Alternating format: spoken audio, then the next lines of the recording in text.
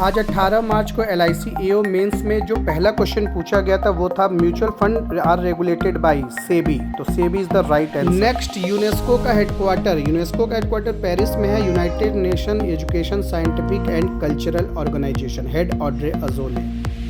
इस क्वेश्चन में credit rating agency पूछा है तो आंसर तो इक्विफैक्स होना चाहिए क्योंकि वो एक क्रेडिट इंफॉर्मेशन कंपनी है। वैसे बिग वर्क भी इंडिया में वर्क नहीं करता। A party or entity who transfer the rights of the contract they hold to another party is known as। जब लोन देते हैं LIC पॉलिसी के अगेंस्ट में तो उसे असाइन करना पड़ता है दूसरी पार्टी को, तो उस पार्टी को असाइनर कहते हैं। जो लोन लेता है उसको असाइनी कहते हैं, तो assignor is the right answer. Next, what is the meaning of the termination date? तो जिस दिन इंश्योरेंस पॉलिसी एंड होती है उसे टर्मिनेशन डेट कहते हैं। Next, Which of the following is not a money market instrument? तो CD certificate of deposit, treasury bill, commercial paper सब मनी मार्केट इंस्ट्रूमेंट है।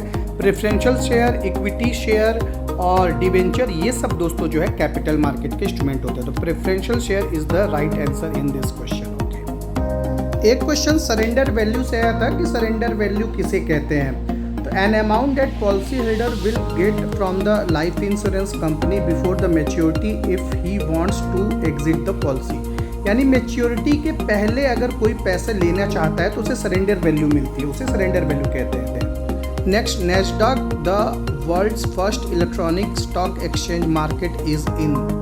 तो राइट आंसर होगा न्यूयॉर्क। ये एक शेयर बाजार है दोस्तों अमेरिका का। NYSE और नैस्डैक ये सब दोस्तों major stock exchanges of USA है। नेक्स्ट है कि FDI लिमिट इंश्योरेंस सेक्टर में कितनी है? तो FDI लिमिट है इंश्योरेंस सेक्टर में 74% in private sector and 20% in public sector.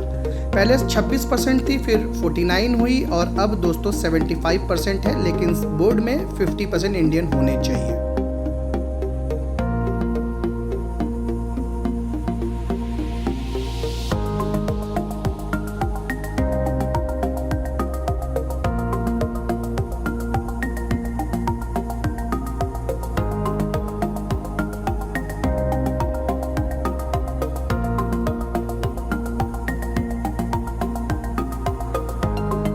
दोस्तों ICC women's T20 world cup किसने जीता? तो ये ऑस्ट्रेलिया ने जीता था। ये टूर्नामेंट दोस्तों न्यूलैंड में क्रिकेट ग्राउंड पर फाइनल हुआ था, केप टाउन साउथ अफ्रीका में, जिसे दोस्तों ऑस्ट्रेलिया ने जीता है।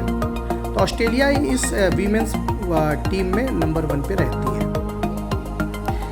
इसरो ने SSLV small satellite launch vehicle अभी आज़ादी सेट को भी भेजा था। तो दोस्तों उसकी रेंज थी अर्थ ऑर्बिट से 450 किलोमीटर। इसरो का आप ये डेटा देख सकते हैं जिसमें लास्ट में जितने भी सैटेलाइट्स लॉन्च व्हीकल है उनकी रेंज है 450 किलोमीटर। जो अभी जानूस भेजा गया, आज़ादी सेट भेजा गया, EOS भेजा गया, तो 500 किलोमीटर रेंज रही होगी। ये सब 450 पे सेट हुए।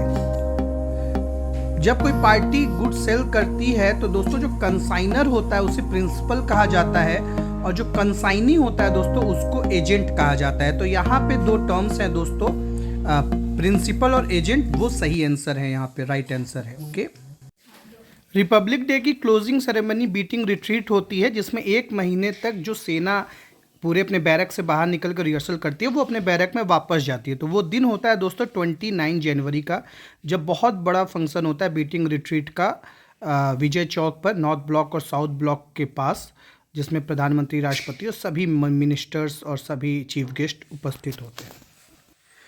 Next, what is the full form of Swift?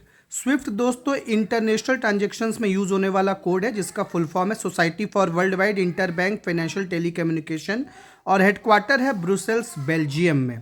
जो 8+3 डिजिट का कोड होता है जिसमें 3 डिजिट ऑप्शनल होते हैं।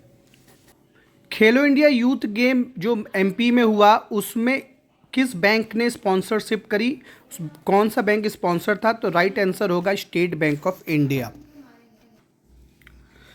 120 फुट ऊंची मूर्ति लगी थी दोस्तों स्टैच्यू अपोलो खिलाड़ी की, वो मणिपुर में लगी थी। मणिपुर राइट आंसर है।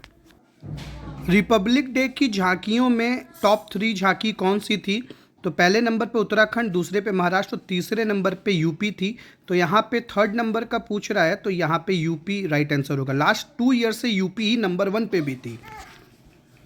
दोस्तों जब किसी कंपनी को प्रॉफिट होता है तो वो अपने शेयर होल्डर्स को डिविडेंड देती है, यानी शेयर पे डिविडेंड मिलता है, जिसे हिंदी में लाभांश कहते हैं।